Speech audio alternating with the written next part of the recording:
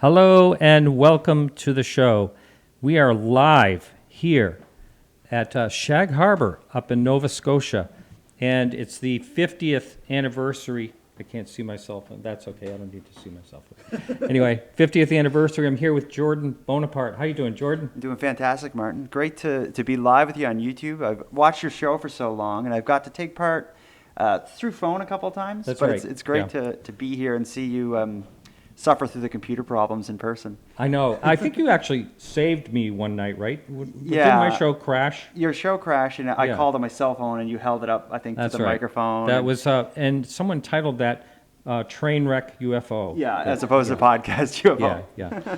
But anyway, we're here in Shag Harbour, and I left from Maine on Thursday morning, and it was an 18-hour drive. I didn't see one single moose.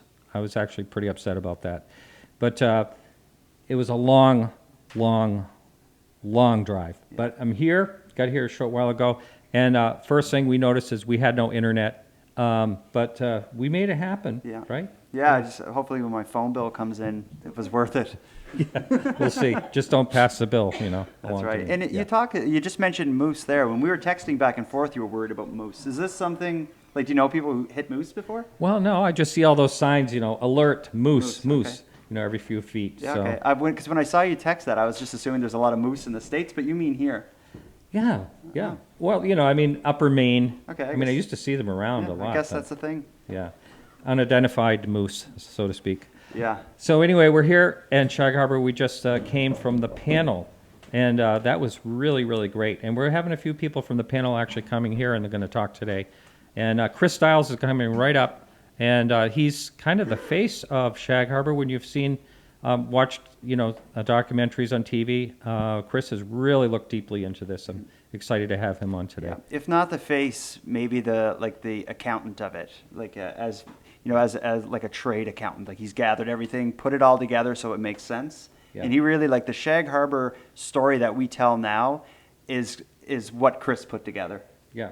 Now, one of the questions I asked the panel, I thought there were some pretty good questions today, but one of them was, I thought there were some myths about Shag Harbour or some exaggerations, and apparently not. Most of what you hear out there, is that right? Well, I think we'll get to that with Chris and the eyewitnesses when they join us, but I've heard so many, like with these sightings, so much stuff gets exaggerated, or there's just a little like fantastic fragment that people like to carry on. One thing I didn't hear them discuss was the idea of, I guess a few days after the incident, people or somebody allegedly saw something leave the water and it messed up their TV. I don't know if you've ever heard this side of it, but for me, that's fascinating, like for there to be some strange electrical activity days later. Yeah. But we'll ask them that. Yeah. And there was someone that's not going to be on our show. I don't think he's going to come here, but it was talking about formations, circular formations. Now, I have not heard anything about that, but found in 2009, there's like 4 of them on the ocean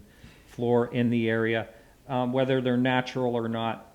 He's trying to figure that out, which I thought was pretty interesting. Yeah, that was one of the things that came up at the witness panel. There were the witnesses, but then there was also someone who's researching, you know, the underwater activity, and this was kind of what he put forward, is the anomalies he found underwater. But of course, how would you ever prove there are anything but anomalies? You know, I mean, I wouldn't think there would be any trace evidence of any kind after, you know, 50 years, 40 some odd years. And if there is, then it's some really cool metals. Yeah, right. I'd like to introduce our first guest. Chris, welcome to the show. Pleasure to be here. Yeah. Thank you for your interest. Yeah, it's great. And so for most people know about Shag Harbour. Of course, probably everyone that's watching this knows the story. But in, say, a 5 or 10 minute nutshell, can you let us know what you know about what happened here back in August 4th, 1967, if I have the date right, or it's pretty close. October the 4th, 1967. Did I say August? August. Yeah. Oh, boy. October, yes. October the 4th, 1967. Well, I mean, if there's anybody there that doesn't know already, it was when it all began.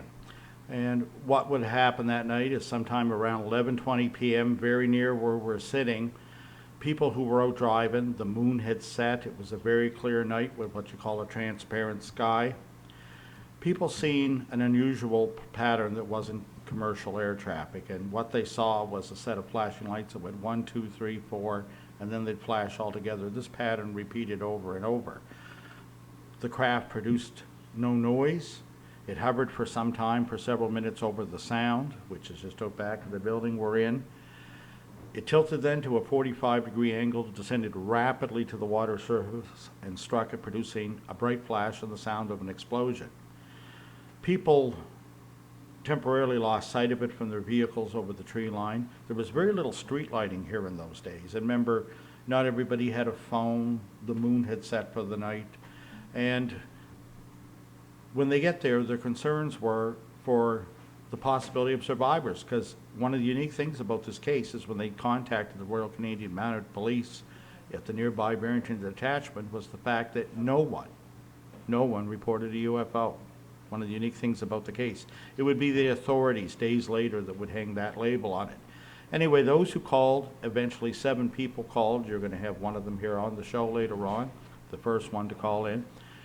They called and simply reported what they thought was a plane crash or lights going into the harbor. The RCMP responded to the call, came to the area. Interestingly, 3 Mounties arrived from 2 different directions, 2 from the detachment, 1 that was out on highway patrol came from the other direction on Old Highway 3. And when they got here, they saw the UFO still on the water. The officer that came from out on the highway saw it in the air even. When they got there, the UFO was still there moving around in the water, but it no longer appeared like 4 flashing lights 60 feet across, but a single pale dome of light. They commandeered 2 local boats and started approaching the UFO, and it either submerged or disappeared before they could reach it.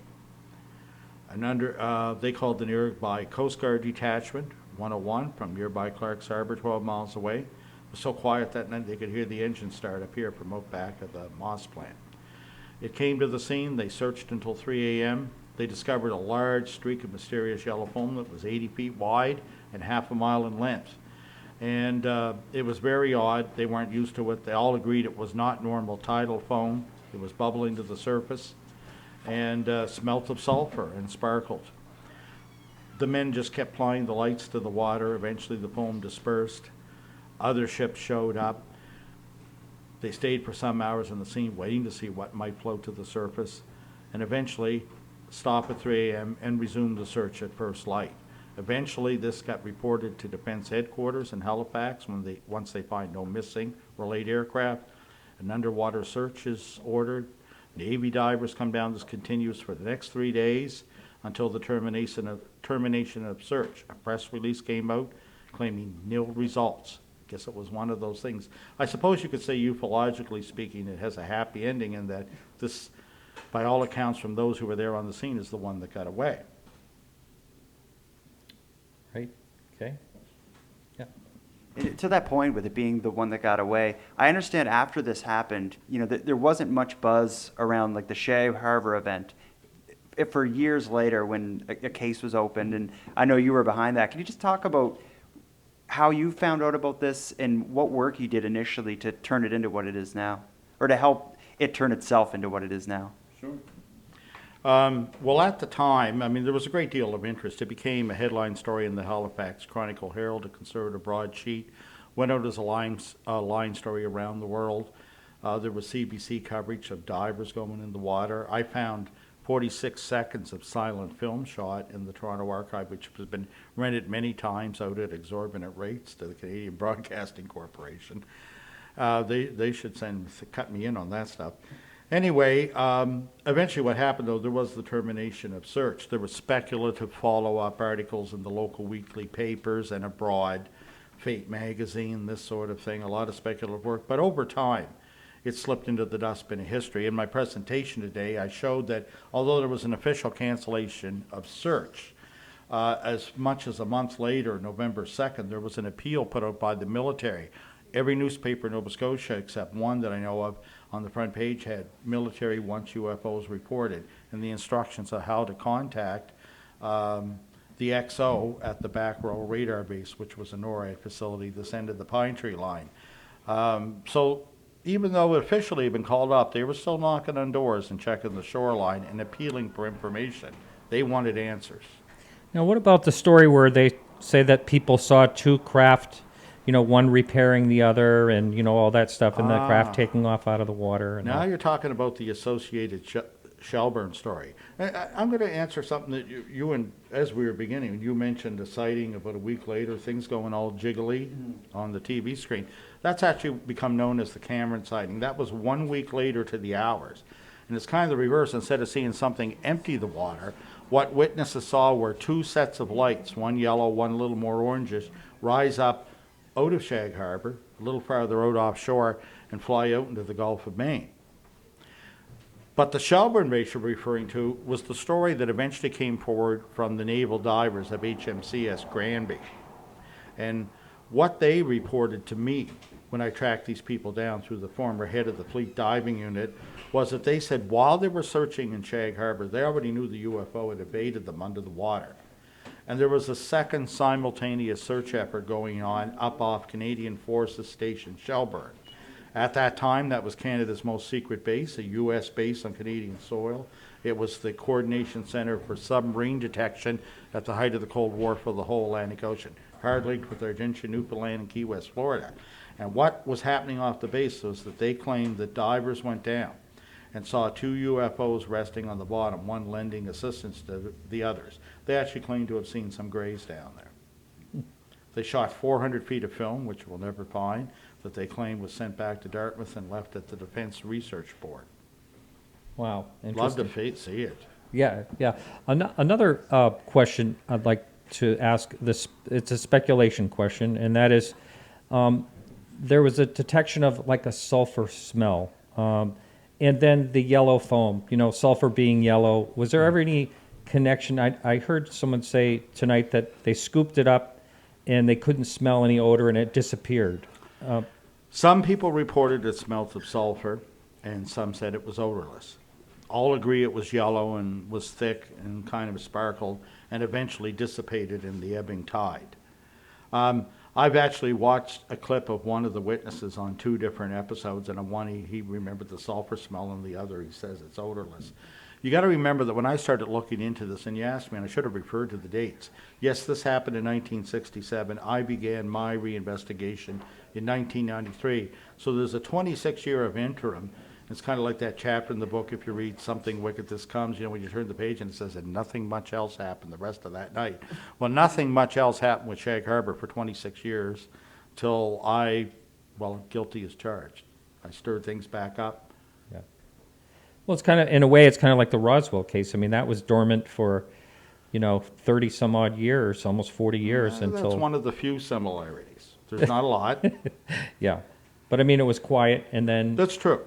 That's true. Now, since all this work that you've been doing, we had Don Ledger on recently, and you and I have talked about Shag Harbour before too when you were on the show. Is there any has there been any people coming forward and say, hey, look, I remember seeing something too? I mean, a lot of people saw lights and stuff. I've had several approach me today with Today? Yes, today. All right. And anything you can talk about? Yes.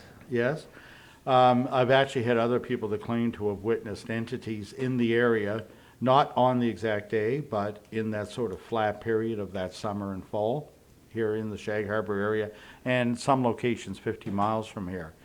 And it was interesting. It's hard to say yet in complete assessment how credible or not credible they were, but they had some unusual details that were common to some of the other reports I had earlier.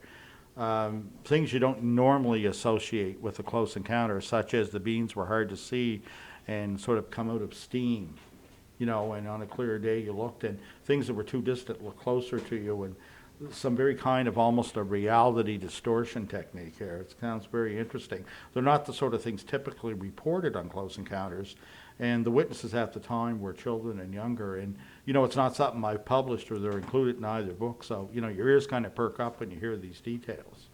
Yeah. It doesn't mean that I wouldn't say that constitutes proof, but it is evidence.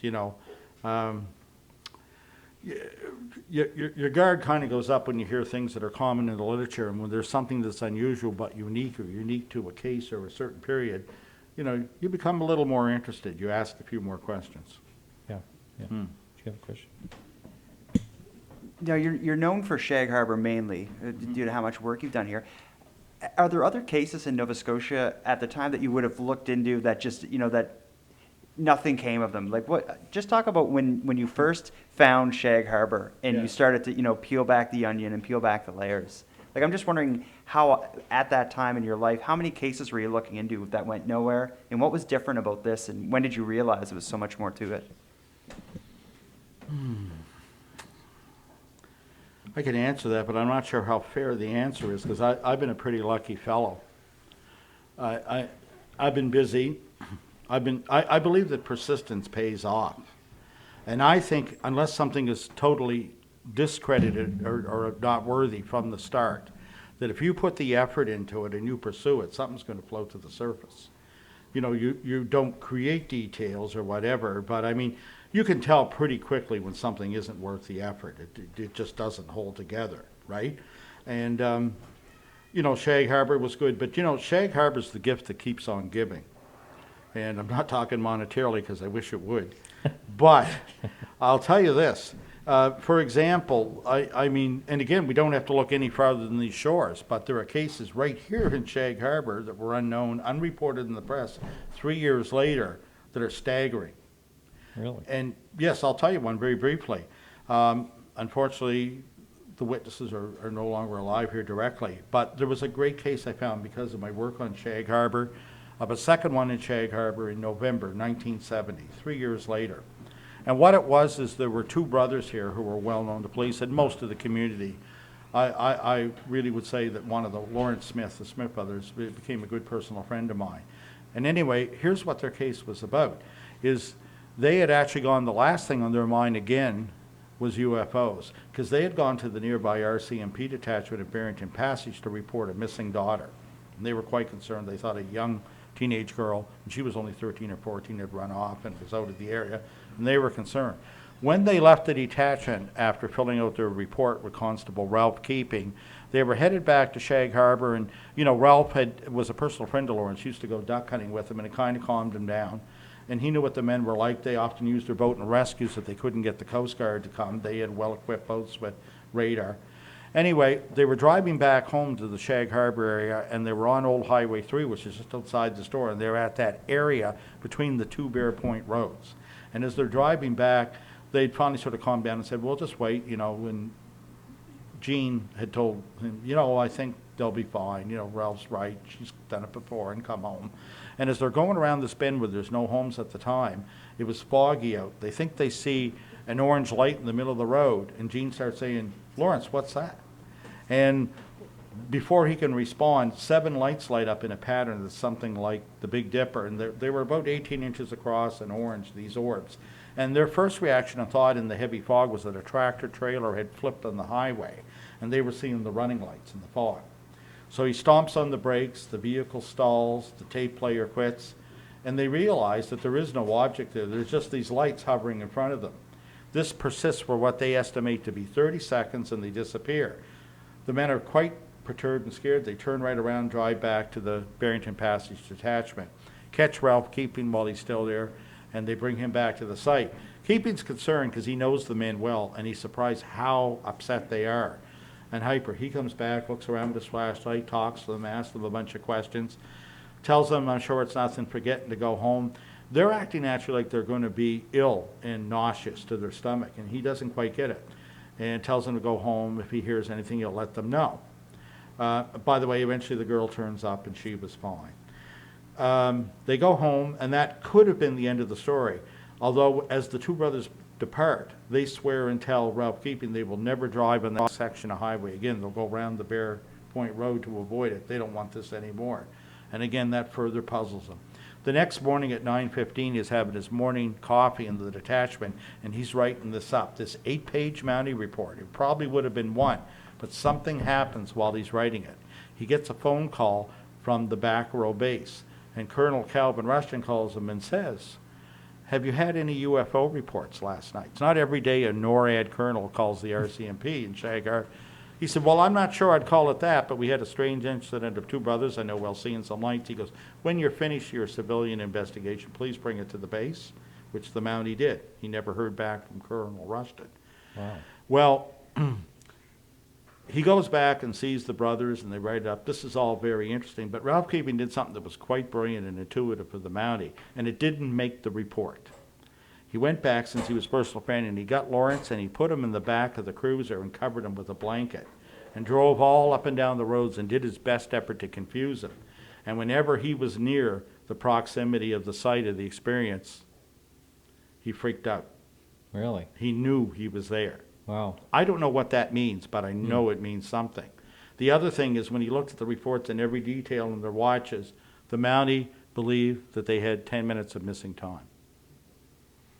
10 minutes, usually it's a lot, you hear about long stretches, but 10 minutes, how did he know that there were 10 minutes of missing time? I mean, Between the story, their watches, the whole thing. Anyway, for a long time, they never went near that spot on the road. They never seeked publicity.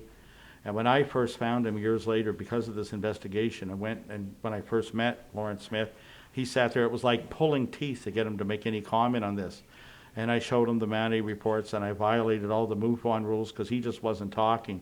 A carafe of coffee was brought in the room. I had another investigator with me. Nothing, no response, and I was about to lose him. My throat was going dry, and I realized there's nothing. And I looked at him, I was about to go, and he says, "Are you from the government?" "Really?" I said, "God, no." And I looked, and I never realized it was so funny. Both me and Eileen were dressed entirely in black, and I said, "Oh," I said, "No, certainly Sure, you not." aren't from I the said, government. "Secrecy's not my business," and that. And he says, "It happened to you." What? I said. He says, "It happened to you." I said, "Not that I'm aware of." He says, "I can tell it did." And he finally opened up and started talking to me. And we got to know one another quite well. And it's a very mysterious, interesting case, especially when you find out there were other such cases here in the province. But that's because of my work on Shag Harbour. But you know what? There were lots of these cases that, they're not an abduction serial. They're not a crash. They fall between the cracks. Arguably, some of them are RT cases, and they're in the province, and it's just rich. And again, you find these great cold cases in RCMP files.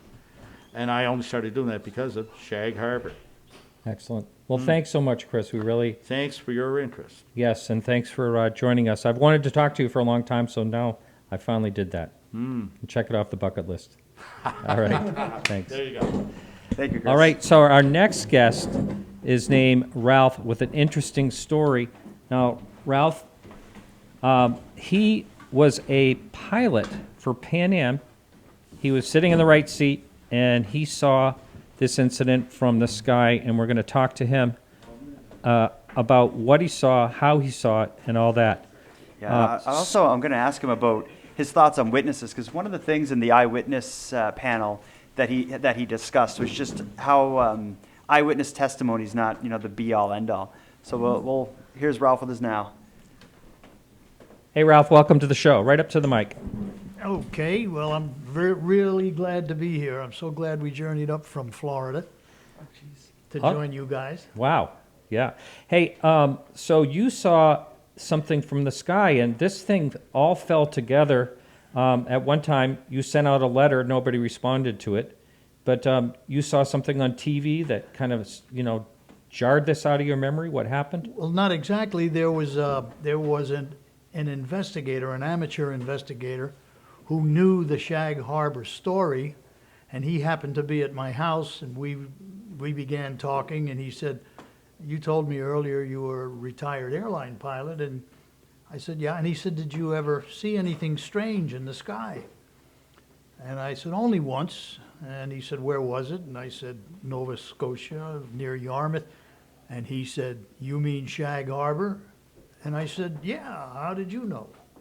He said, "I know all about that story." And he said, "Nobody knows, none of the people up there know that anybody from an airplane saw, anything associated with that incident. May I give your phone number to the investigators?" And I said, "Sure."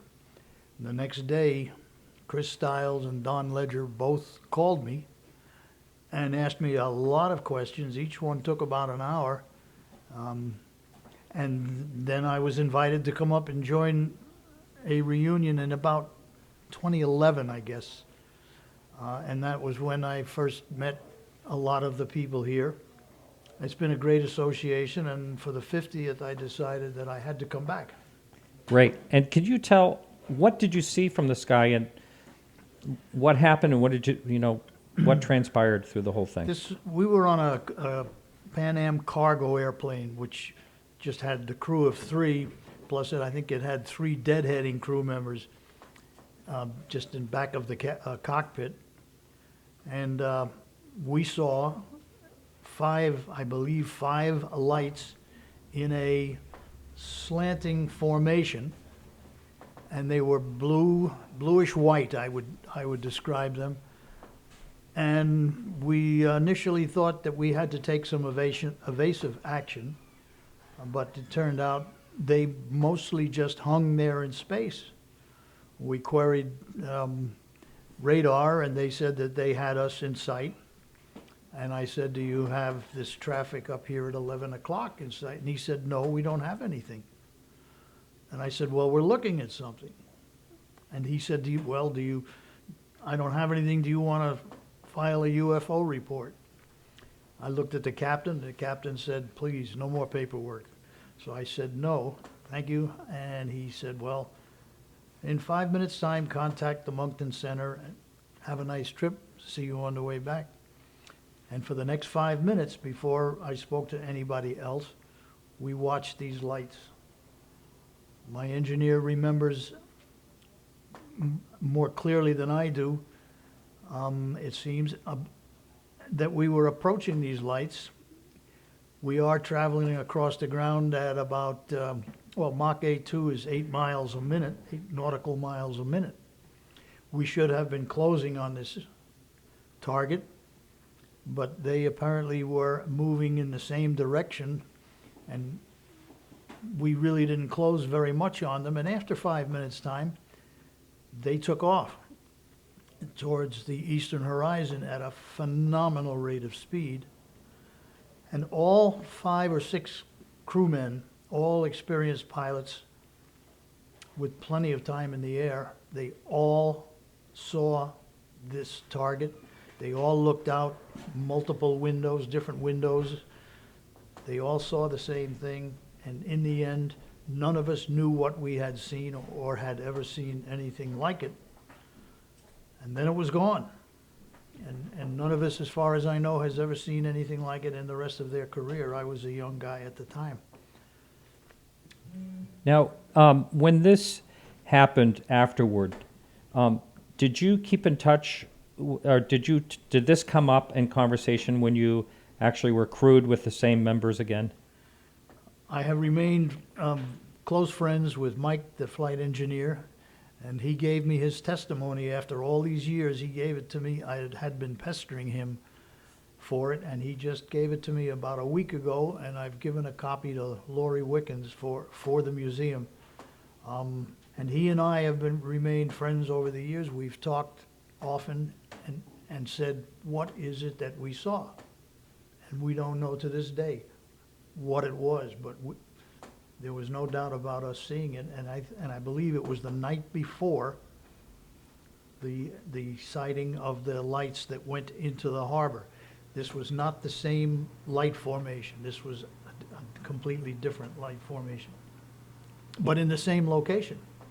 That's interesting. A lot of people have reported seeing something within that day, that evening, as well. When this thing took off, you estimated. I heard you estimated that it could have been up to 1,000 knots. It could have been a lot faster than 1,000 knots, 1,000 miles an hour. But I mean, I have never in my life seen anything accelerate that quickly and to that terminal velocity. Never saw anything move so fast in my life, nor did the other guys. Wow. And the last question, I know Jordan has a question for you, but the last question I have for you, your flight engineer, in his testimony, he wrote that the lights appeared to be opaque like windows. Was that your experience too, or did you not think the same? No, and that's why I emphasized how 2 people can see the same thing and remember it differently. Yeah.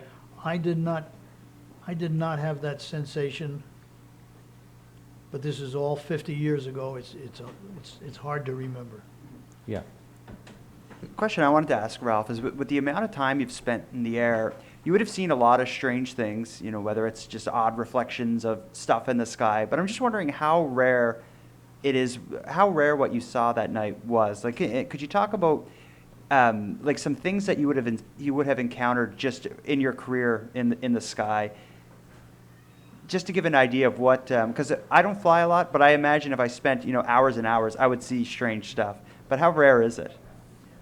Well, over the years, I have seen strange things when they first appeared, but then we recognized them for what they really were. In other words, the true identity was revealed as the moon rose or the sun rose or one of the planets that looked like an approaching airplane was suddenly revealed to be just a planet.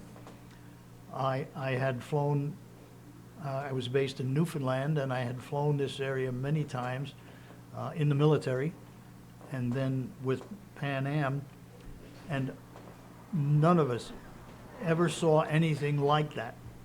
I would have to say that it was different from anything that I had ever seen, and to answer your question, it's very rare. None of my compatriots has ever seen anything like that.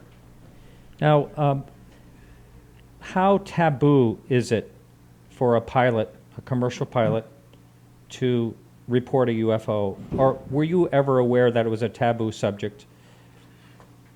Well, I think that the only taboo is that nobody wants to relate a story that people will giggle about and say that's ridiculous. And probably the great restraint on anybody reporting a strange observation in the sky is the thought that people aren't going to believe this. People are going to ridicule me. So that's why, in my estimation, why so many people just don't say anything. Because they think, well, who's going to believe this? This is silly. This is strange. And there's no explanation. Is that how you feel? And until you actually had this validated that something happened, did you feel that way? Well, my experience initially for the first 42 years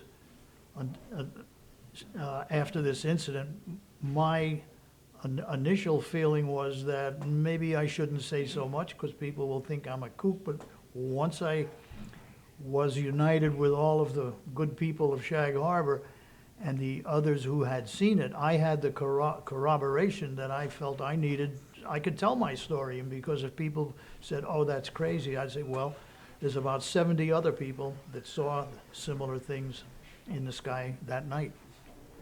Wow. Someone's actually texting from our audience in the chat room. Yeah, we have an audience here. I'm sorry I can't turn the camera around. A few people are in here. How you doing, everyone? And why doesn't everyone say hi to everyone live? 1, 2, 3. Hello! There. Okay, just so they know I'm not lying. We made this up. Yeah, that was a soundtrack. Yeah. So I appreciate that you came forward, and someone asked a really good question at the event. And do you remember what that was? We were talking about that was a really good question about other pilots. Yeah, that was just the question of when. The question was that one of the guests at the witness panel had asked is when a group of pilots are together and you're feeling casual, maybe having drinks and whatnot, is it common that you get into a discussion surrounding UFOs and the presence of them in the sky? That's right. Well, I would say it is very uncommon because not many of the thousands of pilots that I know today and have known over my career, almost none of them ever saw anything like that. They may have seen other less spectacular things. They were not inclined to speak about them, and nor was I, as I say, until I felt brave because I had all of these corroborating witnesses. Right, right. Well, I'm glad you made it up here. It was a real pleasure meeting you. And it's been a great afternoon, and I'm looking forward to tomorrow. Thank you very much. Excellent. Thank you. Thank you, Ralph. All right. Hey, Brock. Extension board. So, all right. So next we have, I think, probably one of the most, wouldn't you call him the most familiar face? Absolutely. Yeah. Absolutely. Like if you read any Shag Harbour article, it's an interview with him. Any Shag Harbour documentary that's worth watching includes him. Yeah. He's and he's the character of the Shag Harbor the Rodney incident. Dangerfield of the Shag Harbour incident. Hi, Laurie. So true. Good to see you. All right, scoot him right in. Yeah, come on Scoot right him in. Laurie Wickens, how are you? I think I've seen you forever on this story. You know, I mean, you were in the car, right? Right. Yeah. So, welcome to the show. Thank you. It's an honor having you. Yeah. And you are a native. You are. I was born here, yes. Yeah. From there all my life. What did they say? A Shag Harborian? No, I ain't from Shag Harbour. Oh, you're not from Shag Harbor, but you're local. No. Yeah. Close, Bear Point. Oh, Bear Point. Yes. Yeah, I saw that sign. Yeah, that's not that far I away. do live in Shag Harbour, but I am from Bear Point. Yeah. I lived in Bear Point at the time. Yeah. So why don't you can you give your account of what you saw that night and what you did and what you thought you thought you were seeing a plane crash, right? Well, there was 5 of us in a car, and we was driving from Barrington, and we was going from east to west. And then we got out there in Shag Harbour, back behind where we are right now, a little ways on top of the hill by the museum. We see 4 lights in the sky, like they looked like they was on a plane, and it was in over land, not over the water. And as we was driving along, it seemed to be going along with us. And when we got up by where the school is, and we turned and went going up over the hill, the light started from flying flat to a 45-degree angle and went down. And when we made the top of the hill, we could see the light in the water. We went to the phone booth called the RCMP. From there, we come back to what they call the moss plant. We see the light in the water there. We watched it drift down by. And finally, the light went out. There's about 20 people there, counting 3 RCMP officers. And the light must have been in the water roughly an hour from the time we first see it in the water till it went out. And shortly after that, 2 fishing boats from there went out. Because everybody thought it was a plane to look for wreckage or whatever. And I went out on the Coast Guard, me and one of the RCMP officers, Ron O'Brien, but that had to come out ahead of the wharf to Prospect Point, pick us up, and we was an hour behind them. And by the time as we got there, they talked about the phone, but there was very little of that left. So, how long of a night was that for you? Was you up all night trying to? Probably 4 o'clock or so before we come back in on the Coast Guard. Wow. And you were 17 then? Yes, I'd have been 18 the end of the month. So when you got home at 4 in the morning, did you explain to your parents, sorry I'm late, with the car, I saw a UFO? No, we didn't see a UFO. I don't know where everybody gets that when we see a UFO. We see reported a plane crash. Now, usually in a plane crash, you hear about debris, oil slick, or something like that. There was nothing found. No. I know there was nothing found. So you were on the Coast Guard. What were they saying? What were they saying? What's Nobody going was on? saying much. We was just looking for stuff, and we didn't see nothing. They called Rescue Coordination Halifax. Halifax told them to go back in, and they went back out the next day. Yeah. Okay. Nothing was found. Well, they just said there was nothing found. just to let you know, in the audience, if there's anyone that has a question and you want him to answer live on the show, just raise your hand. Marlene, you must have. Put you on the spot. We'd be glad to ask a question for you. And we also have a chat room as well. I got a question for you, Laurie. You're such a down-to-earth guy, fisherman, a regular kind of guy. This is such an unusual sighting. You're in documentaries all the time. You're in the newspaper all the time. When you go to the grocery store and people recognize you, do they bring this up? And what kind of things do people say to you about this? Nothing much said around there. What I noticed about it, when sightings, and Mr. Yonis first played it, I've got a hunting camp up in the other side of Truro. And I went into some stores in different places, and somebody would say, I know you, I've seen you before. And I say, yeah, you see me, but I've never seen you. And I'd leave it at that, and I don't think they had a clue what I was talking about. I'd say, yes, you've definitely seen me, but I've never seen you. Lori, what do you think about when people are like the debunkers?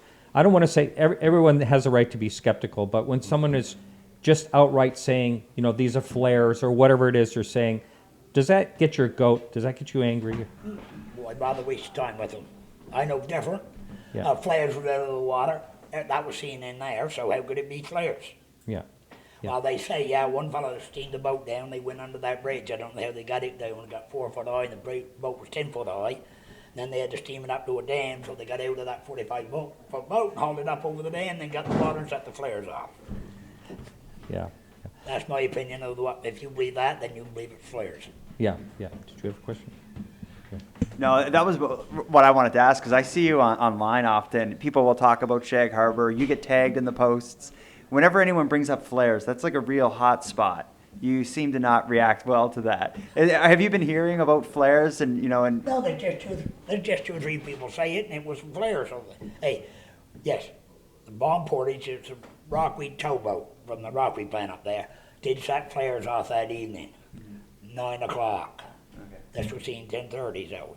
Hey, don't worry, if the government could have said it was flares and got out all of this, where we are today, they'd have gladly said it was flares. Shut it down. The government definitely says it wasn't flares. The government calls it a UFO. Yeah. Not me, none of us. Everybody reported. 12 calls to the RCMP that night. Everybody reported the plane crash. See what I mean when I bring up flares? The next thing is... That's all right. I made my point. So this had happened. An amount of time went by, like Chris said, 26 years and nothing. How did you feel when you first heard from Chris and Don Ledger and all this interest happened? You must have felt, like you were swept away. Just talk about that. No, I remember Chris first coming, he just wanted to do an interview about what we seen. No, never paid no more attention to it, really. And it wasn't until the last few years after I stopped working, got involved with Chris doing some research on it. You stop and think back to then, they would never had nothing that could fly that slow other than a helicopter, and that would have been pieces there. Another thing, when you think about it, we said plane crash. Well, we didn't know nothing about UFOs then, so you'd have took it for granted it was a plane. But if you stop and think no faster than it was going that night, it wasn't going over 40 miles an hour, and it was only going like that when it went down. So did it crash, or did it land on its own? Right. That's a question. I can't answer that. Yeah. But we reported a plane crash, Now, and we didn't see it go in the water. now, what were things like in your life the days following this event? When they were on the Coast Guard, they didn't go where we told them to, where it was last seen. That's been the last I remember of it. But I mean, like days after this, when you first heard them calling it a UFO. It was on a Sunday afternoon when I see an RCMP officer, or Saturday afternoon in the bowling alley. He said, "You know what you Bowling see?" He said, "You know what you see?" I said, "No." He said, They said, "You see a UFO." I said, "What in the fuck is that?" Excuse my language. There you go. You want the answer? Don't ask the question. We are no longer safe for work. Okay. Yeah, one thing is this is such a Canadian sighting. Even so you're at the bowling alley when this stuff happens. It's all the fishermen in rural Nova Scotia. Even at the witness panel, everyone had a Tim Hortons cup. That's what they call it, Canada's Roswell. I think that's just because it's such a Canadian story, not so much because it's the most well-known Canadian sighting. Right. Well, this has been awesome, and it's been a real pleasure to meet you. Really has. Take care, Great to George. see you again, Laurie. Have a coffee with you. All right. Very soon, yeah. All right. Thanks so much. And is our Justin? Why don't you come say hi? Now, Justin lives here in Nova Scotia. He's a listener to the show and has been following the show all along. So I just thought I'd say that he could introduce himself and say hello to everyone. And welcome to the show. Hello. Oh, yeah, you're going to have to scoot over a little bit. Martin, Shag Oh. Harbour UFO chasing Willis. How you doing? I'm trying to fill in for Alejandro because I know he couldn't be here Oh, yeah, that was on the pretty- show. That was a pretty good Alejandro. That wasn't bad. It wasn't bad. Yeah. So you live right here, or you live in Nova Scotia. I do. I live in the capital of Halifax, Nova Scotia, about 2 hours and 45 minutes if you keep your foot on the pedal. Yeah. Yeah. And what have you thought? You went to this event. You said it was great earlier today. This actually was the best Shag Harbour festival I've seen yet. The amount of support of the people that have come out, the original eyewitnesses that have been here have been extraordinary. I've never ever seen that happen, and to have them all on stage at the same time and recount their memory of the event was quite amazing. The first year I came here was about, I guess it was 2012, because like you guys, I had a show back in the day for a couple years, and I came down to the festival to sort of cover it. And Stan the Man was down here, of course, because he's our ambassador on the east coast of Canada. That's Stanton Friedman, and did a little interview with him, and I was kind of disappointed because I was expecting a lot more out of an event that was so huge in Canadian ufological history. And when I got here, there was about a dozen people in the community hall here in Shag Harbour. This year, now that it's down the road in a bigger venue, it was astonishing to see it was packed. There must have been, I felt like 150 or 200 people had showed up at one point. Yeah, and 150 or 200 people, definitely, but I was surprised at how engaged everyone was. When in the witness panel, when it went to the Q&As, I think everybody in there was ready to ask a question or two. So it's not always so much the size of the crowd, but just how invested in it they are. So it's incredible. And at the witness panel, the huge crowd there, it was all walks of life, all ages. It's incredible how the community's embraced it. It's true, and it's a small community with a really, really balanced mind where people work hard. I always tell people that life in Nova Scotia is a certain particular way, and if you don't grind like a Viking, you just don't survive out here. So hard work, like it is in Maine, we really, really value hard work and blood and sweat and tears, and that sort of showed in the people that were in the audience today. They had a really good level head and asked important questions to validate their own memory and their own place within the community. Now, so you grew up here. You're Nova Scotian. Kind of, yeah. Yeah. I sort of lived in California for a few years as a kid, and then I ended up back here. Yeah, yeah.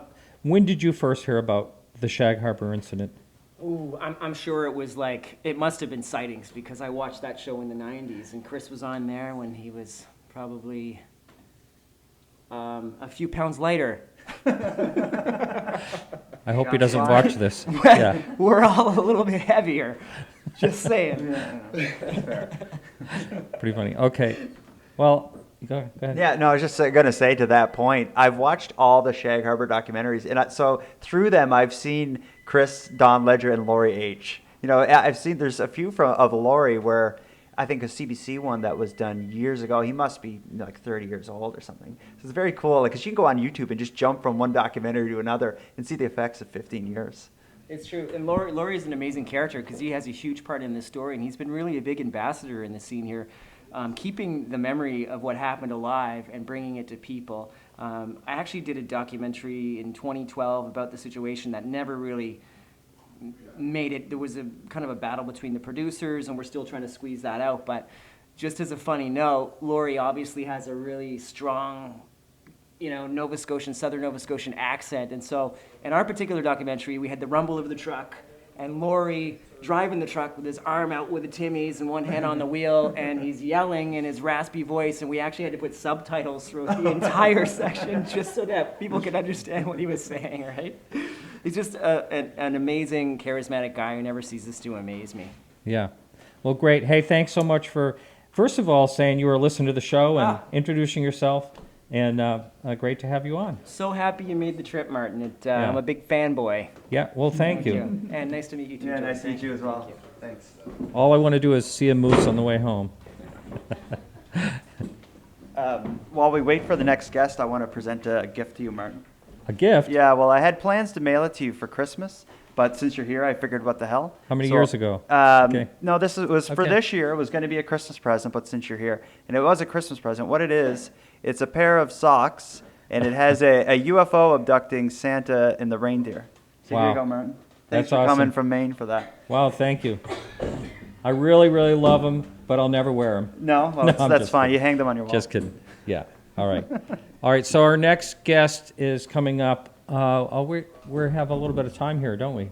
In about 8 minutes. Yeah, we got Peter at 5:30. I'll Yeah. tell a little story while we wait, and this is to talk to the investigative prowess of Chris Stiles. So I had on my show, the Nighttime Podcast, I had covered the Shag Harbour incident, and I had Laurie and Chris on the show, and that was the first time I had met Chris. And I was so impressed with just his ability to recall dates and names and UFO sightings and whatnot. He's just incredible. But then anyway, I started covering an unrelated story. I was helping a guy from a province next door in New Brunswick. I was helping him investigate the, at the time, unexplained death of his grandfather. In the course of going through it, basically, that long story short, his grandfather died under unusual circumstances at a military base. In the years that followed, his family had never got an answer as to what had happened. But in covering that story, we went through a lot of documents that, because his grandmother had tried to sue the federal government related to an ambulance carrying the grandfather that got hit by a train. So it got really weird. But in all of these reports and these documents from when the grandmother was suing the government or trying to sue the government, it was referencing her lawyer, Chris Stiles. And it was even saying Chris Stiles of Dartmouth, because whenever there was these meetings, they would say who was in the meetings. And it was always, she's represented by Chris Stiles of Dartmouth. And Chris Stiles is a unique name. So I mentioned to the guy that's investigating his granddad's sighting, I was saying it's odd because, 2 months ago, I had a Chris Stiles from Dartmouth on my show who's a UFO investigator. And the guy's like, what's weird is I kind of remember my uncle my granddad talking about a guy that they knew who was a UFO investigator. So I called Chris Stiles. He knew right away what I was talking about, and I'd asked if he had any information on it. And basically, in the course of no amount of time, Chris Stiles had solved the whole things. Chris Stiles had worked with the uncle and knew where basically all the documents that we needed were, and it was just bizarre to have him involved. So Chris Stiles isn't only a UFO investigator; he's also like an amateur lawyer, amateur sleuth, bit of everything. Right. Someone just said we have some questions in the chat, and I may not be able to pay a lot of attention to the questions, but I will try to answer any that you have. And it's probably best when we have a guest up here to actually ask a question then of the guest themselves, if you could. And so now we have our next guest coming in, and why don't you introduce Yeah, Peter? so our next guest was another one of the eyewitnesses. He was involved in the witness panel we just came from. And I apologize if I get your last name wrong, because I only read it from all the articles that you're interviewed in. Is it Peter Gorham is the pronunciation? So Peter Gorham was involved in the eyewitness panel, one of the eyewitnesses that night. So maybe to start, Peter, if you want to just tell us about your involvement in the Shag Harbour incident, and just let us know maybe what you saw that night, and and how what you saw fits into the broader story. Okay, I was 13 years old. I was 13 years old in 1967. I lived in a small community called Bear Point. The population center at the time was only about a third of what it is at present day. Back in '67, we didn't have paved roads or street lights or very many cars traveling back and forth. I was laying in bed on the very early morning of the 5th of October, about 40 minutes after Laurie Wicken's experience. And as I was laying awake, I noticed the house lit up on the bedroom side where I was sleeping quite extensively, like a full moon coming out of the clouds. It just lit right up, and probably a little brighter than that. And it became stationary over the house for roughly a half a minute. And I slept with the bedroom window open so I could hear everything, and there was no sound whatsoever, not a small amount at any time. So I was kind of perplexed about this because I figured there would be a helicopter, maybe something attached to the light, but there wasn't anything. No street lights, no cars, no nothing, and no full moon. So I started to get up, and as I did, the light started to move off in the opposite direction that it came from. More downrange. It was twice as long leaving as what it was coming in. And so I figured I would catch the light before it disappeared. But about the time I was to exit the bedroom to go out to the outside to look at the light as it was leaving, I noticed I could hear something in the background coming from the same trajectory as the light came from in the beginning, from the northeast. And I could hear this whistling and tumbling like something free falling from the sky, right? It was... It only took about 10 seconds, 15 seconds. It was right on top of the house. So I froze there, and the light was fading at the same time. So I was kind of betwixt and between on whether to go outside or dive underneath the bed because of the fact that the sound was getting so loud. It was all erratic. There was no system to it. It was just tumbling and whistling and tumbling and whistling. And I could tell that it was not motorized or anything like that. It was just free falling. And it did sound like it was going to hit the house, so, but it went over the house very quickly. And I ran outside, and by the time I got outside, the light had just faded off. I couldn't tell any more about the light. There was no sound. It was just same as nothing happened. Apparently the next morning, a lighthouse keeper picked up an object on the beach about a mile or so off the shore, in the same trajectory as the noise was coming from, and the light had gone. But that wasn't became knowledge until almost 30 years after. So we really didn't know anything to almost 30 years after that there was an object that landed on the beach. Wow, so 30 years after. Yeah, the guy denied that anything had happened, and he was protecting his own interest and family's interest, his job, so that's understandable. But nevertheless, it was almost 30 years before we could find it that there was anything on that connection. So, you know, and I came forward in 2013 after 40 odd years with my story in order to mainly find out what the light was and what the object was that landed on the island. If I could find that, that's a big chunk of my bucket list. So. Now, did you hear about this incident here, you know, prior to this 30 years? About the object on the beach? Yeah, I mean, not at all? I didn't hear anything until I started in the early 2002 or 2003 symposiums when Chris Stiles and some of the other ufologists were coming in and having their symposiums and everything here and talking about it. I figured I would come forward, and I first came there and wanted to gain information to see, you know, what they were all about. And I waited to 2013 to come forward because I figured it was that point in time that I would be able to mainly get some of my answers that I wanted, because they're a ufologist, and he had been studying and investigating this for almost 30 years. So I figured it would be the time to come forward and express my concerns and what I had experienced and everything, and see if I could get my answers. That's all I came forward for, was to get the answers. Because, I mean, when you sit on something for 40 odd years, it kind of gets to you, and you can't get the answers that you want. So, you know. Yeah, you still really don't have an answer, though, do you?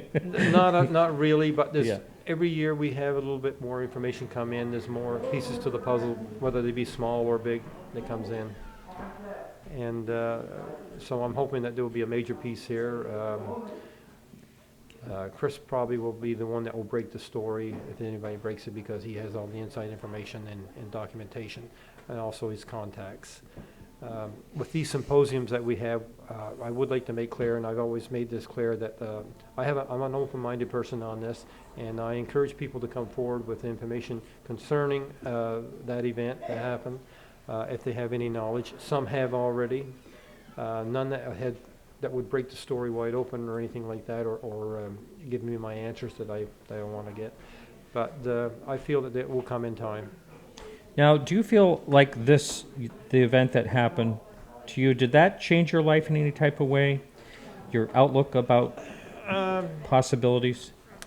I've always figured over the years that there might have been possibilities out there, but most recently in this last 10, 12 years with the space exploration and all the drones and all the trips to the outer planet system and everything with the different satellites and everything. There's more information coming back in worldwide. There's more people involved in this phenomenon now.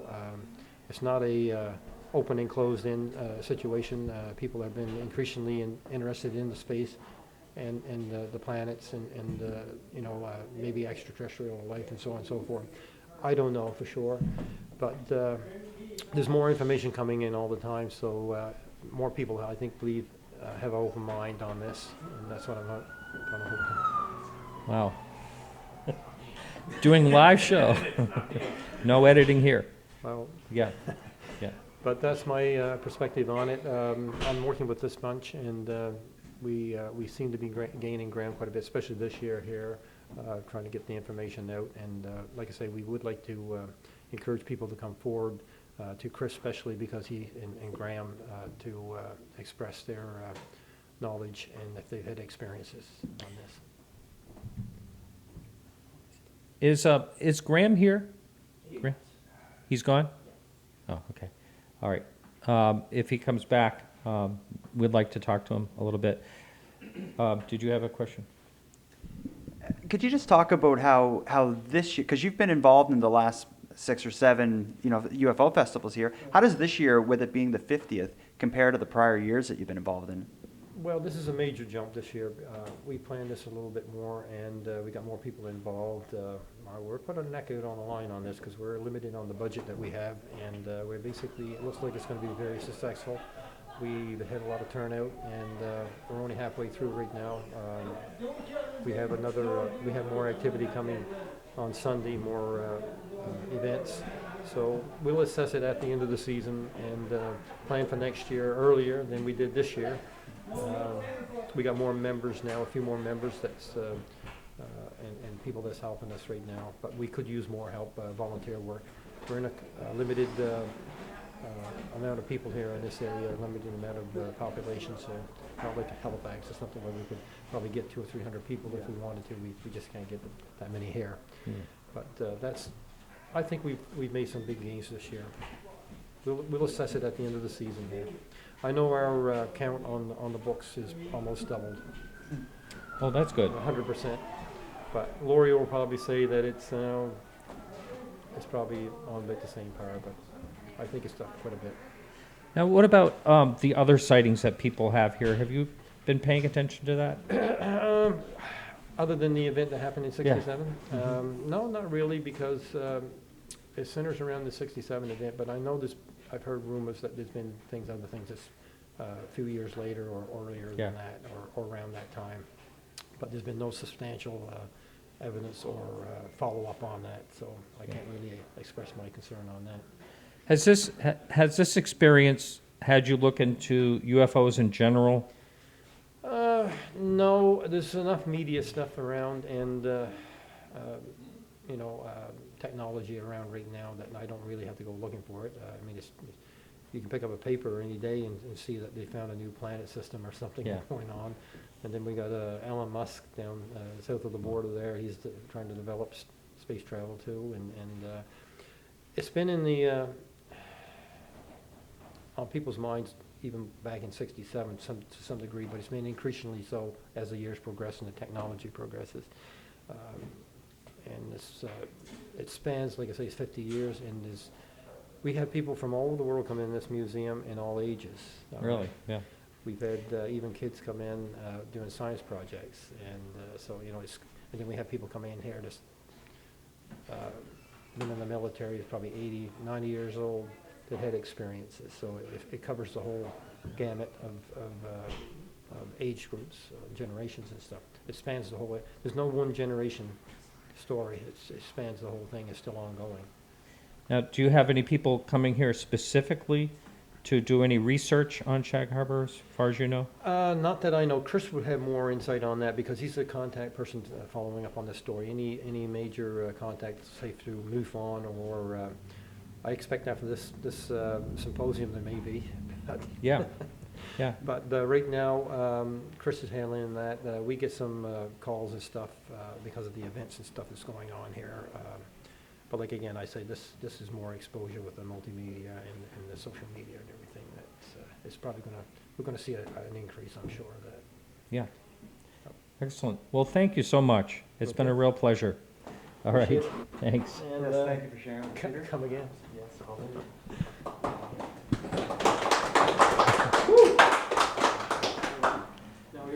All right. So our next guest will be along. Hopefully, he'll be along. Yeah, it'll be another 10 minutes time. Yeah.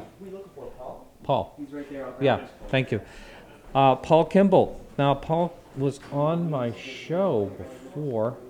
Yeah, this was a long time ago. Yeah, but I mean, it was so memorable, he doesn't even remember, I don't think. I remember listening to that one. There you go. It happened. Oh, you remember? Oh. All right. So Paul will be coming right along. Yep. Here he Joining is. us. I'm just looking up to see when I had him on. Have a seat. Right here, Paul. And don't be afraid to get close. All my preparation didn't didn't help me forget my microphone, but luckily we're covered here. Oh, I remember you now, Paul. He's Googling when you were on yeah. the show. Yeah. I feel you're special. I know I felt special when you didn't remember me either. That's good. When was I on? Tit for tat, as they say. That was, you were episode 188, so almost 100 February episodes of ago. 16. And let me just pull you up for a date. February 4th, 2016. Wasn't that long ago. You used a really good photo. I like that. That's nice. Yeah. I look good there. That's right. It's a hero pose. All right. So, hey, welcome to the show. And, okay, yeah, we can see you. That's good. So, you have, if I remember right, you have more of a skeptical mind on a lot of things.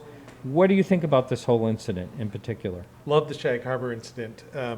Somebody asked me about a week ago, because I had written something revisiting the top 10 UFO cases film that I had done 10 years ago, actually, and said, well, which of these cases do you think are still valid? Which of these cases do you have less confidence in now? And I said, well, look, this one I always thought was a hoax, but it was voted in. This one I think has been explained. Somebody took a crack at this one. Shag Harbour is one of those cases that I think still remains unexplained. It has everything that a good investigator, and I don't necessarily mean a UFO investigator, I mean a good police officer, a good lawyer, or a good historian who would be examining what they would be examining, would love to have this kind of stuff.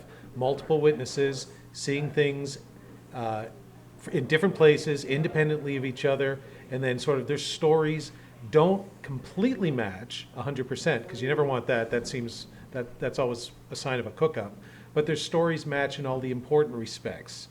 And then you have official, documented government involvement. Now, maybe it's a lot more than we think it is in the whole Shelburne thing that Chris talks about. But if you just look at the Shag Harbour story, there's no question there were RCMP officers there. The military took a look at it. It's a really good UFO case. And I was on a local radio show in Halifax the other day, and they said, well, case, you talk about it like it's the law and it's evidence. And I said, this is evidence. Witnesses are evidence. Them telling their stories. Do I think it's space aliens from Zeta Reticuli? No. Do I think it's possible? Yes. It's unexplained, it's unknown, but it's still a really good case. And I was on an American show, and I said, I wish folks would just stop talking about Roswell, because Roswell is so 1947. And here we have a case from 1967, and actually, you know what? It's not national pride or rah-rah Canada or anything. I just think it's a better evidential case.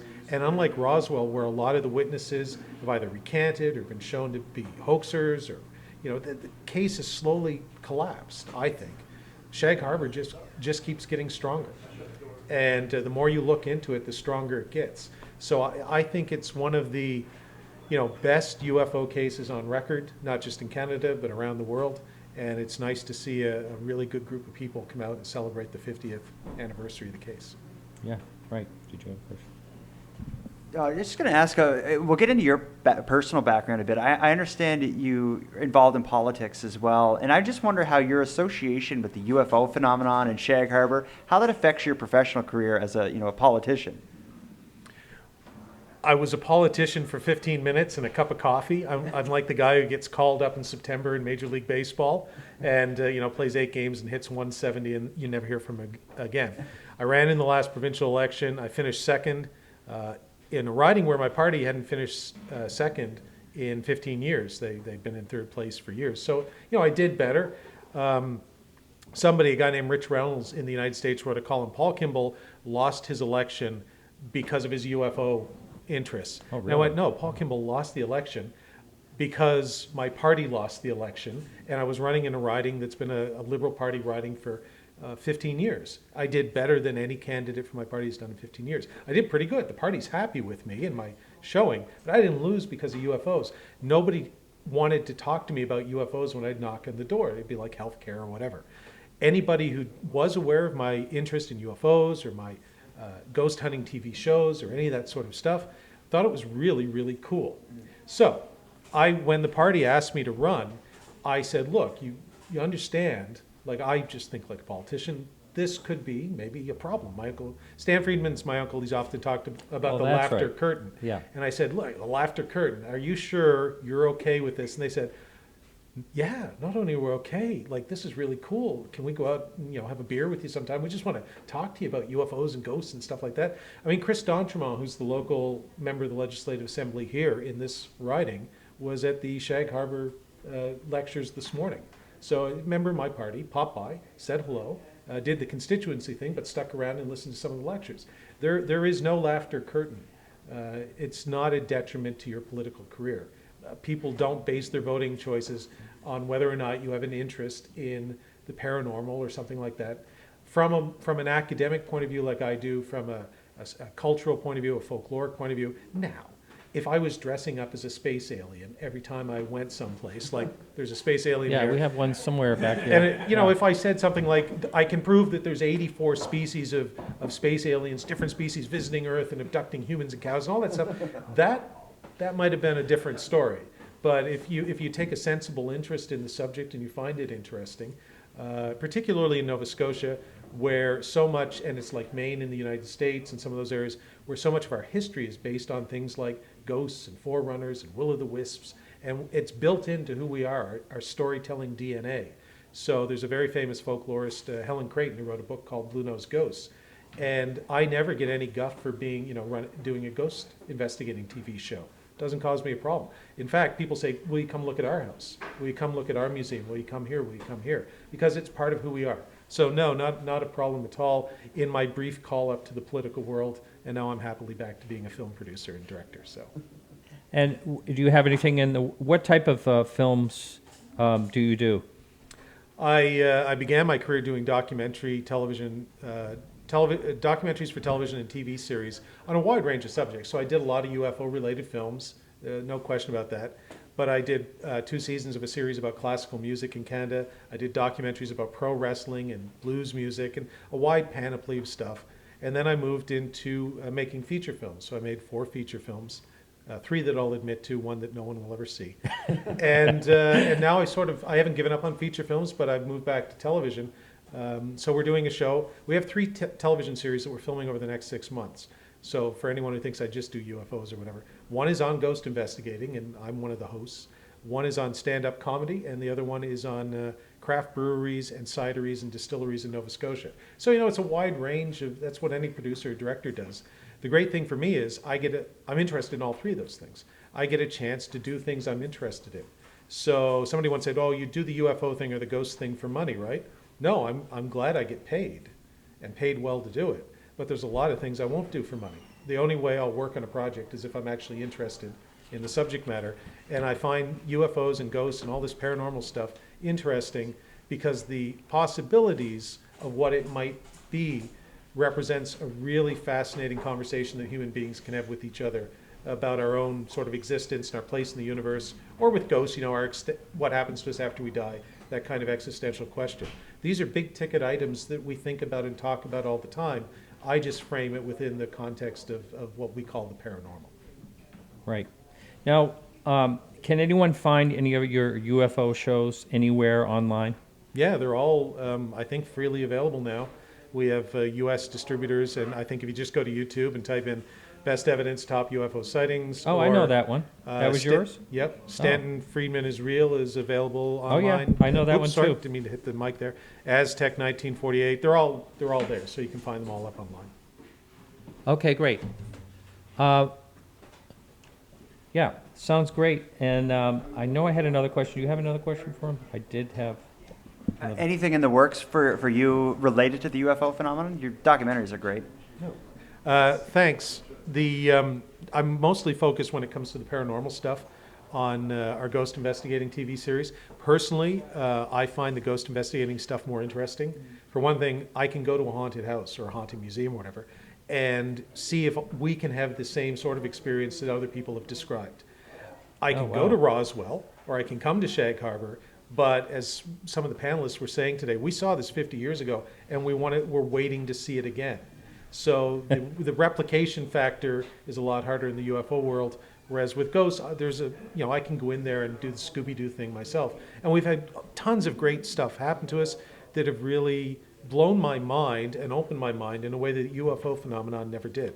Because I've never had a UFO experience myself, but I've had plenty of ghostly encounters and experiences, whatever that might be. And I've actually come to believe that the UFO phenomenon and the ghost phenomenon, they're all interrelated. And we're I was going dealing to ask you that with question. one thing. Yeah. I've had a number of people kind of agreeing with you over the last few years that I've talked to. There's some type of connection there, and it can't, like the whole paranormal thing, is Yeah. all, there's some type of connection. The grand unifying theory. Right. That's what A they unified field theory for the paranormal. And if they were agreeing with me, it's a shame they couldn't vote in the last election. I could have used their votes here too. You know, Greg Bishop has talked about this for years. Nick Redfern, Mac Tonys when he was alive.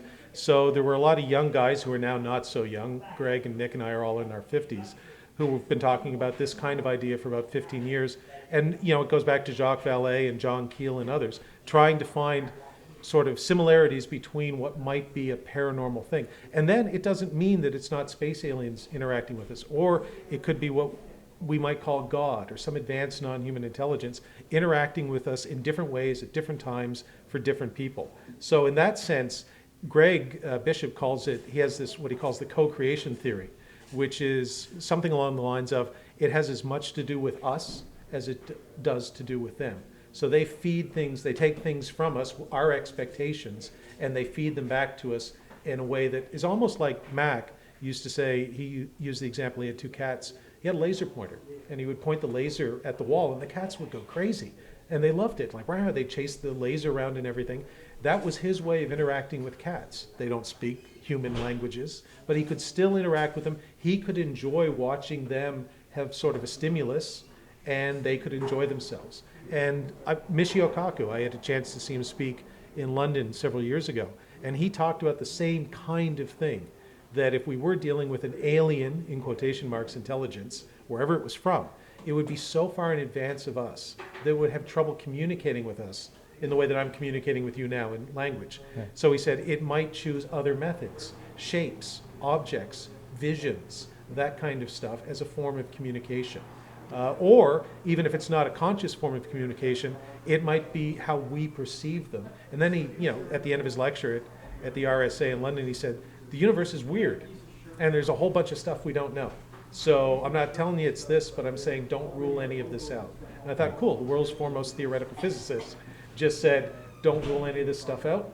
All right, I won't, and nobody else should either. Excellent. Thank you very much, Paul. Thanks very much, guys, for All having right. me. Great to meet Thanks you. very much for being here. Yeah, that was really good. Okay. Our next guest, Aaron. I'll let you say his last name. Let's let him do it.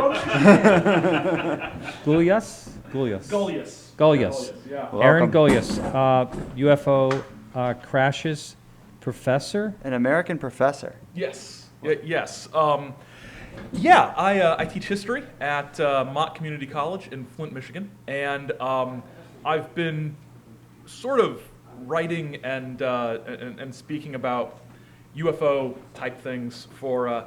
My first book came out in 2012. I'm trying to remember. 2012, and it focused on the history of flying saucer contactees from the 50s. You know, George Adamski and those guys, and his misbegotten children in the exopolitics movement. And there's this. There's some other topics that I've covered. A book that Paul Kimball edited, The Chaos Conundrum, is a collection of essays on a wide variety of paranormal topics. Wrote a book about conspiracy theory, conspiracy culture, the development of conspiracy culture through American history. And the only other paranormal one I've done is a sort of media studies book about the interplay between conspiracy and paranormal culture and belief, and paranormal and conspiracy theory themed sci-fi television. So it's part of a series on sci-fi studies. So yeah, mostly focusing on the development of these stories and narratives and how they've changed over the years and how they might influence culture and be influenced by culture. That interplay. And why don't you give some examples, if you would, of like Roswell? Are you going to talk about that? Yeah, well, I talked pop this culture. morning. So my talk was this morning, and I basically started off with all the way back in 1897, the April 1897. In Texas? I talked about Aurora, Okay. Texas, and a much lesser known case in Lanark, Illinois, where there was supposedly an airship that crashed, it had propellers and everything, and there were two there were two news reports, and these news reports were hilariously fake sounding, but it played on the idea that these ships had been sighted all over the United States, and hey, one's here in town, and Farmer Johann is charging $1 a head to come see it, and there's a guy in it, 2 of the guys are dead, the 3rd one's alive, he's wearing sandals with tinfoil on them and a robe, and as soon as I told him that he was in Illinois, he got up and ran away and left.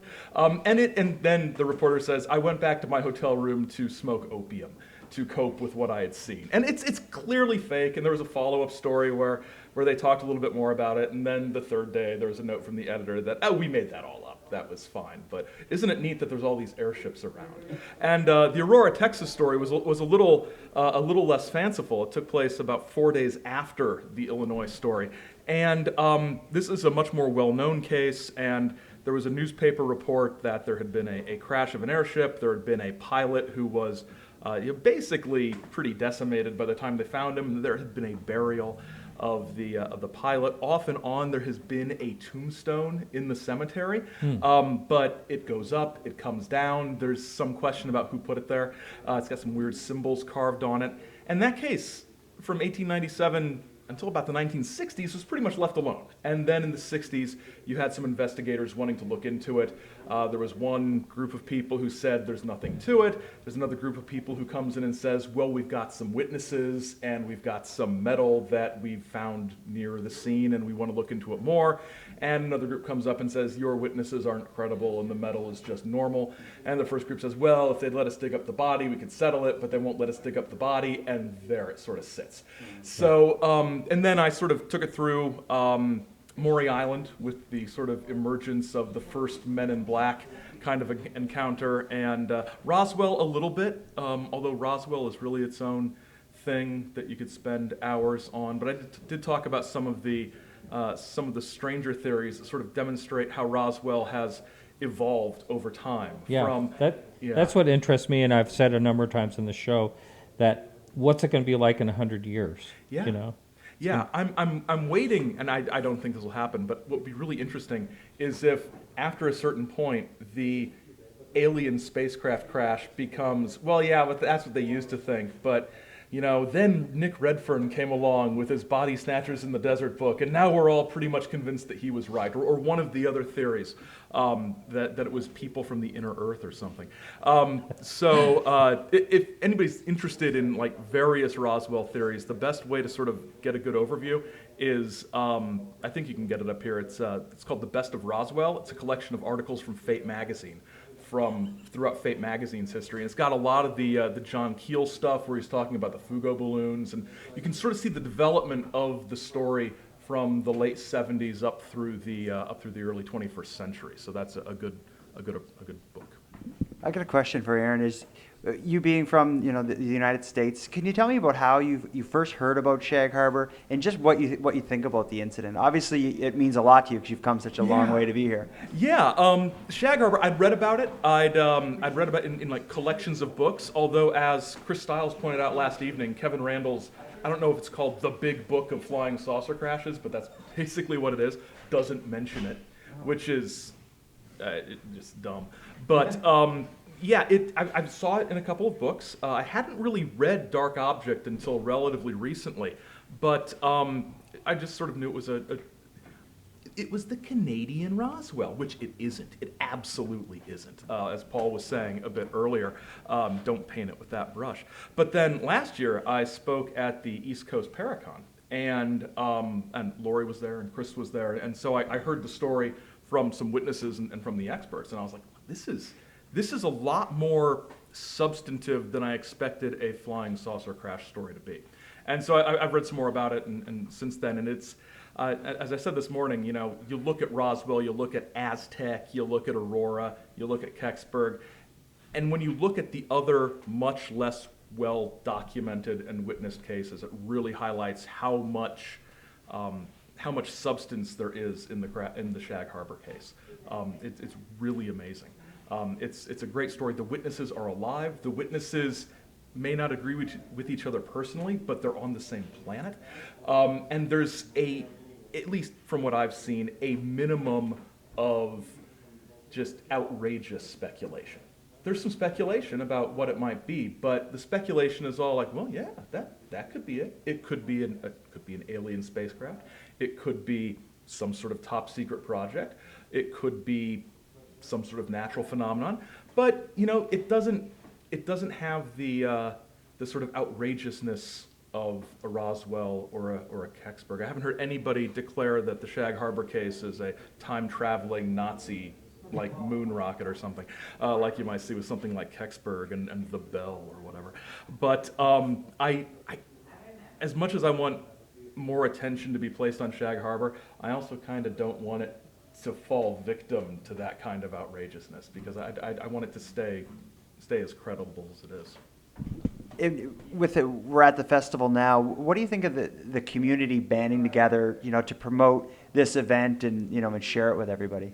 I think it's great. I think it's great. I'm from the Midwest, and small towns like this, replace fishing with farming, and this is pretty much like the type of town I grew up in, and it's really great. And I think this is the sort of festival that I don't know if it will, but it certainly should become a growing annual thing, not just an annual thing, but the 50th anniversary shouldn't be the high water mark. It would be great if it just kept building and building and became not just a UFO thing, but a celebration of the community and its history, and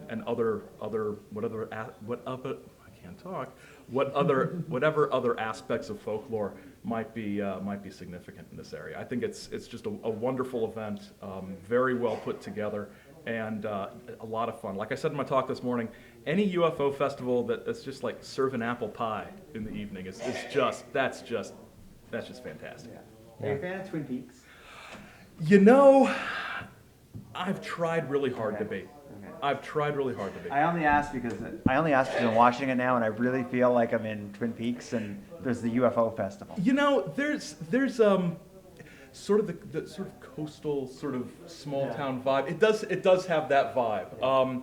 It does, but everything I've seen today makes much more sense than any time I've tried to watch Twin Peaks. So I don't feel uneasy and confused. So. Excellent.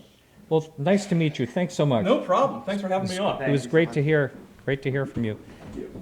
Before I was thinking there was no real timetable to this at all, but I was thinking about wrapping the show, but I wondered if anyone in our audience might have a question they'd like to ask either one of us, or if anyone wanted to talk about anything in the audience.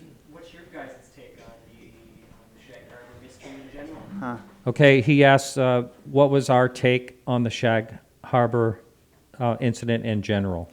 I'll go with mine first. When I first looked into it, I had known about it my whole life, and I had read Don's books and whatnot. I had no idea, and I had never really pursued the Corona satellite explanation until when I started covering the Shag Harbour incident on my show. I had spoke with Chris Witkowski, who you're probably familiar with from Western Canada, and he's of the belief that the Corona satellite could be responsible. And when he explained it to me, that to me sounded more credible than any other theory that I've heard. And when I went online and researched that as much as you could through Wikipedia and whatnot, without diving as deep as a lot of the people here would have into the story, to me that just seemed to be a fit. But at the same time, and if Lori's not here, I'll say it, it seems like a flare could explain it as well. Yeah. But not to say that's my theory. I guess just like everybody else here, there's a bunch of theories that all seem to fit. There's a bunch of interesting people involved. There's a bunch of evidence that we can look at and talk about. I'd love to think it's an alien ship that landed, but that's just as likely in my mind as any other explanation. So I guess I have none. My interest in it is it's a great story with interesting witnesses that do a great job of telling the story and sharing the story. You have a great community who's rallying around it and putting on this great event. We could be in lineup at Walmart right now in our hometowns instead of in a UFO festival in the middle of nowhere. So I think this is awesome. Yeah. I think it's a really, I looked into it when I started this show back in 2011. Before that, I had never heard of it. And I think it is a fascinating case. And, like it's been said before me, the witnesses, it's all about the witnesses. And they're credible witnesses. They've never gone off the edge, like you hear some of these stories that sound good in the beginning and then change over time. They've kind of stayed with it, and I think it's interesting. I think it's a great case. I think it's one of the I would consider it one of the top 10 cases out there. I think easily Canada's top one. Yeah. But I think it's the world's top one. It seems to me like there's nothing crazy about it. With Shag Harbour, there's no question something happened. You can't debate that in my mind. Some of the other events that are often discussed, there's just too much debate. With Shag Harbour, too many people saw it, telling the same story with nothing to gain. Absolutely. Any other questions out there? All right. Coming back Well, next year? what's that? You coming back next year? Come on, Martin. 51? 51. No, it has to be on a round number or Jeez, something. we'll see you All in right. time. All right, everyone. So thanks so much. It's been a lot of fun up here. Beautiful scenery, beautiful coastline. And it was a pleasure to be invited up and to do the show premiere. Jordan, thanks so much. And My your pleasure. talk about your podcast, if you would. Yeah, my podcast is called the Nighttime Podcast. It's available wherever podcasts are. Website's nighttimepodcast.com. And I cover Canadian mysteries, true crime, paranormal stories. I cover a lot of UFO sightings because I've been interested in it my whole life. But yeah, so if you're interested in hearing more about strange stuff that happens in Canada, whether it's in our skies or underground or anywhere else, that's the kind of stuff I talk about on my show. And rather than a discussion type presentation like we're doing right now, I do more documentary style with interviews and stuff that have been edited beforehand. Yeah, a great show indeed. All right, thanks so much. And remember, everyone, to keep your eyes to the sky.